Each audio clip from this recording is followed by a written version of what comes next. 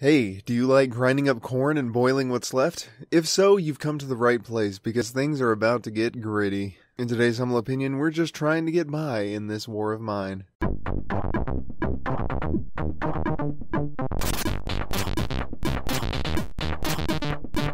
If you've ever thought to yourself, man, I really wish I could play a game that is utterly depressing and leaves me feeling somber regardless of how successful I am, then let me tell you, kiddo, this next title has you covered. Developed and published by 11-Bit Studios, this War of Mine is a third-person survival experience with a heavy emphasis on atmosphere and storytelling. The message of the game is clear enough on its very onset, before you even manage to make it to the menu, with a quote from Ernest Hemingway, and once again, when you actually get there. That is to say, in modern war, you will die like a dog for no good reason. Fuck the war. At first, it might just sound like every other war-related game out there, but as you get into it, you'll realize how intimately you'll find yourself coming to the same conclusion. See, this War of Mine excels in its ability to put the player in the character's shoes. At first, it'll feel like a game of Sims as you boss your characters around, but as you explore the user interface, you'll realize that you're not trying to put people into the pool and take the ladder out, you're in the pool and trying to get out with no ladder. You'll fumble across their biographies, which provides their background information from before the war, and you're like, oh shit, they had lives? Now I know I'm going to feel bad. This guy was an optimist, and this guy had a wife and kids, and he's sick? Oh man, these biographies will update occasionally, sometimes reflecting on actions that the group has taken or lamenting that they can't aid their starving comrades because there simply isn't enough food. After luring you into a sympathetic state, the game's style and mechanics will rope you further in. The sketchy pencil lines give the game a feeling of being a memory, as if reading the journals of people affected.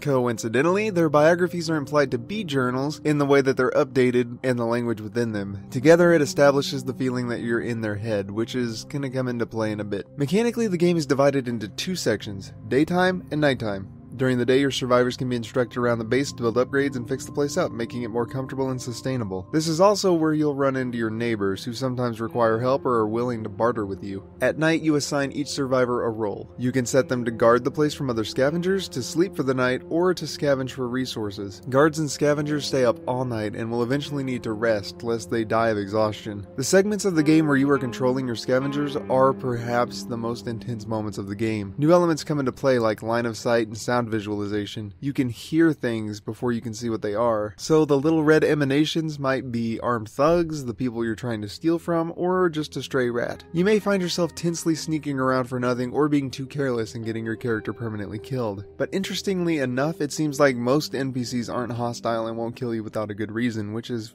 pretty interesting for a game. Your goal is to fill your character's inventory with as much as they can carry, which is easier said than done, especially when you consider the needs of your group, the amount of things that need to be carried, what resource each place has, how much of it is left if you visited there before, not to mention other obstacles to getting the kinds of resources that you want. Maybe you show up at one location hoping to find food only to come to the conclusion that maybe the food was locked behind bars that you don't have the equipment to handle. The weight of your decision can make or break your playthrough. Your characters, of course, will respond to whatever actions and decisions you make. If you steal, for instance, some will voice disapproval and become jaded to the life they're living. Others will try to rationalize it away. The fact that you control their actions while being subject to their consequences, combined with the fact that it feels like you're in their head, is what ties you in and creates the feeling that you are the characters. When one of your survivors dies and the others voice their concerns about what they're going to do now, you're in the same boat. The urge to give up just becomes practically overwhelming. You share in their despair and your struggle is the same as theirs,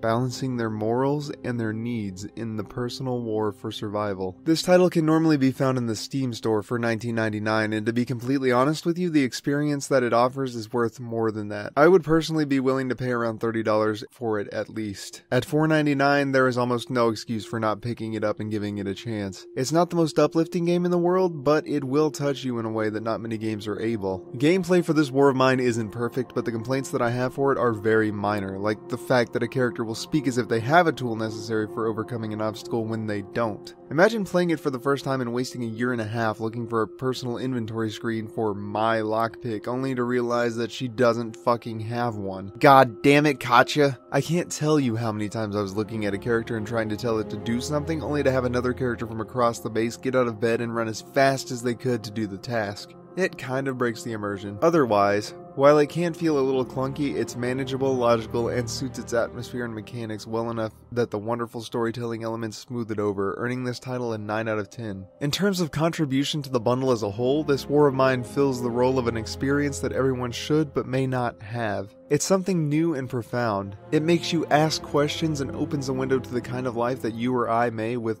luck, never see. It makes you empathize with people that you've never met or heard of by offering a sobering glimpse into the effects of war from the perspective of an everyday citizen rather than soldiers with guns. There aren't many titles that even attempt this, much less pull it off. The Humble Monthly really pulled through for its subscribers with this one, and for that, it earns a 10 out of 10 in value. With an average score of 9.5 out of 10, this War of Mine weighs in at an A, a perfect addition to anyone's collection.